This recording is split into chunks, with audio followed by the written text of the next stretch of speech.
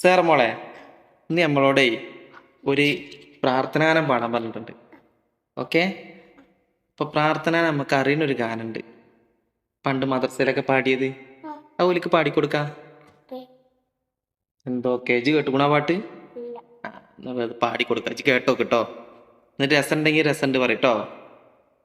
പറയില്ലേ? ആഹദവൻ നീ, സമദവൻ നീ, അഖിലത്തിനുടയവൻ നീ. യാ അല്ലാഹ്, യാ അല്ലാഹ്, യാ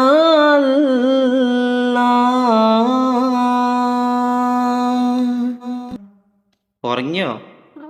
രസമുണ്ടോ? എന്നെന്താന്ന് പറയാന്ന്?